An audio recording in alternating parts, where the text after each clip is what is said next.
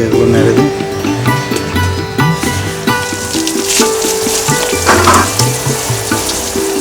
এটা প্রথমেতে আমরা 6 মাসের পুরাতন খড় নিয়ে নেব এবং সেই খড়গুলিকে আমরা 1 থেকে 1.5 ইঞ্চি সাইজ করে আমরা কেটে নেব। কেটে নেবার পরেতে ওগুলিকে ঝুড়ি করে একটি ডাবাতে আমরা ভর্তি করে দেব। দেওয়ার পরেতে আলাদা একটি পাত্রে আমরা জল নেব। সেই জলেতে যতগুলি সিলিন্ডার হবে একটি সিলিন্ডারের জন্য আমরা নেব চুন 15 গ্রাম করে এবং ব্যাবিস্টিন নেব 1 গ্রাম করে এবং ফরমালিন নেব আমরা 4 থেকে 5 ml। এইভাবে আমরা জলে মিক্স করে দিয়ে এই খড়গুলিকে ভালোভাবে আমরা ডুবিয়ে ভিজিয়ে দেব এবং এই ভেজানো অবস্থায় এটি 7 থেকে 8 ঘন্টা থেকে যাবে এবং তারপর খড়গুলিকে আমরা 8 ঘন্টা পরেতে ওই ভিজা খড়গুলিকে আমরা একটি বস্তায় ছেঁকে নেব। ছেঁকে নেবার পর আমরা সিলিন্ডার নেব। প্রথমে আমরা 18-24 পিপি নেব। 18-24 আমরা পিপি নেব। পিপি নিয়ে এটিকে আমরা পিছনের দিকটি আমরা কোঁচ দিয়ে এটাকে গাড়া রেটে নেব।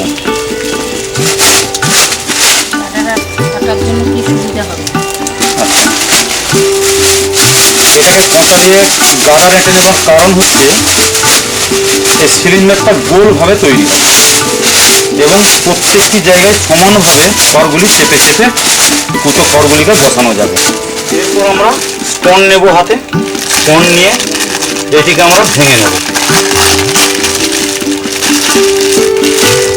ভেঙে নিয়ে এটি 400 গ্রাম স্পন আছে। একটি সিলিন্ডারের জন্য 200 গ্রাম স্পন লাগবে। অতএব এর আধখানা আমরা নিয়ে নেব একটা সিলিন্ডারের জন্য। নিয়ে পর এগুলি হালকা চাপ দিয়ে এটাকে ভেঙে নেবো আস্তে আস্তে। আরম্ভ করবো। প্রথমে আমরা 2-4 দানা স্পন আমরা নিচেতে দিয়ে দিলাম। দেবার পরে আমরা কুচো খড়গুলি আমরা এখানে দেবো। দিয়ে ভালো করে চাপ দিয়ে এটিকে বসিয়ে দেবো।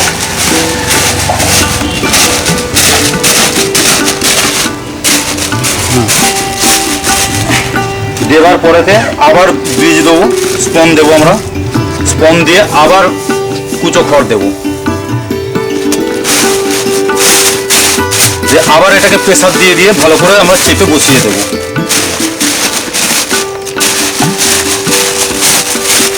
এই একটি লেয়ার 1 থেকে 1.5 ইঞ্চি যেন 1 থেকে 2 ইঞ্চির মধ্যে হবে।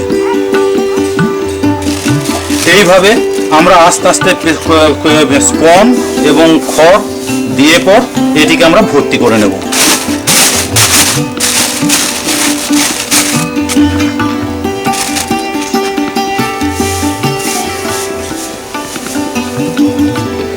এটাকে মুখটি টাইট করে গাড়ার দিয়ে এঁটে দেবো।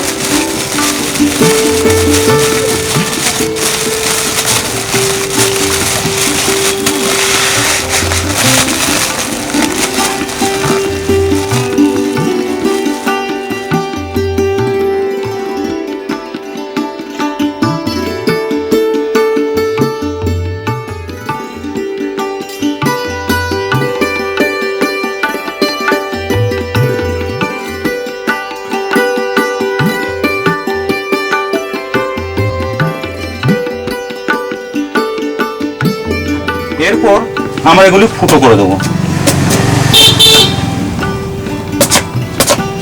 3 ইঞ্চি 2 ইঞ্চি। হ্যাঁ, এই পুরো সিলিন্ডারটাতে 12 থেকে 14টা আমরা ফুটো করে নেব।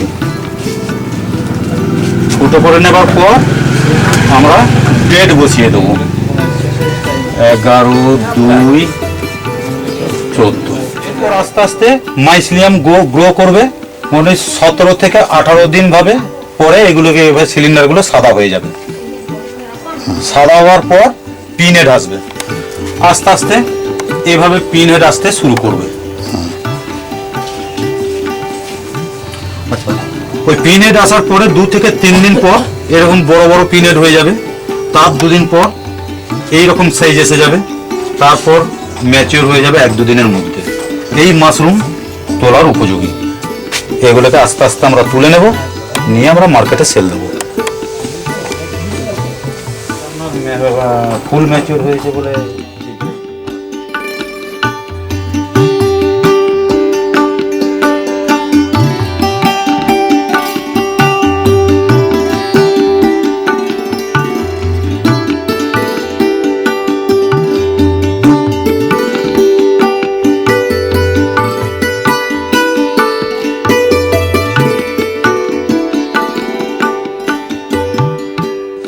বাড়ি।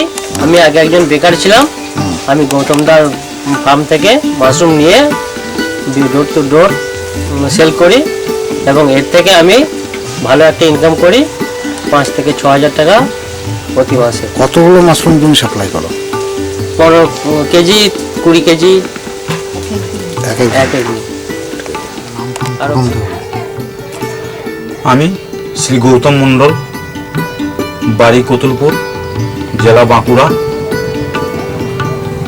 আমি প্রথমে ওই 87-88 সালে একটি ড্রাই সেলের ব্যাটারি কারখানা তৈরি করি ব্যাংক লোন নিয়ে, এবং তারপর শুরু করার পরে 2-3 বছর চলার পরে আমার কারখানা আস্তে আস্তে বন্ধ হয়ে যায়। বন্ধ হয়ে যাওয়ার পর আমি সম্পূর্ণ বেকার হয়ে যাই।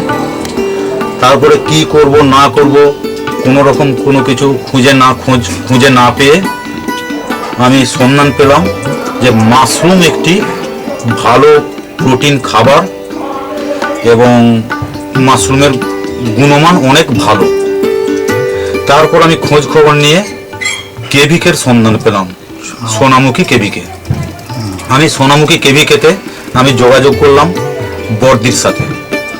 বর্দি আমাকে বোঝালেন যে হ্যাঁ, মাশরুম চাষ খুবই লাভজনক এবং এই মাশরুম চাষ করতে পারলে ভবিষ্যতে কিন্তু আপনি একটা জায়গায় যেতে পারবেন।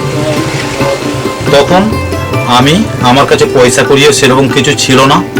আমি বর্দির কাছ থেকে আমি 6 প্যাকেট স্পন আমি নিয়ে এলাম।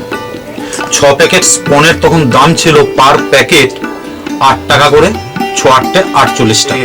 বর্দি বললেন যে একটা ট্রেনিং নিতে হবে, একটা 1 মাসের ট্রেনিং নিতে হবে করে আমি ওখানে ট্রেনিং নিলাম। নেবার পরে আমি ওই 8 প্যাকেট স্পন নিয়ে এসে আমি চাষ শুরু করলাম। চাষ করার পরে আমি মাশরুম 97 সালে আমি চাষটা শুরু করি। চাষটা শুরু করার পরে আমার প্রোডাকশানও হয় ভালো, এবং সেই প্রোডাকশান যখন আমি প্যাকেট করে আমি যখন বাজারে নিয়ে যাই তখন কিন্তু মাশরুম বলে মানুষ কিন্তু কেউ চিনতো না মাশরুম কি জিনিস। তো তাতে করে আমি খুব হোপলেসই হয়ে গিয়েছিলাম। করে কেউ মাশরুম ঠিলে সরিয়ে দিচ্ছে হাত দিয়ে যে এটা আবার খাবার জিনিস নাকি। করে আবার আমি এক জায়গা থেকে অন্য জায়গায় যাই। যাওয়ার পরে উনি কিন্তু মাশরুম বলে ভালো করে চিনতেন যে মাশরুম কি জিনিস।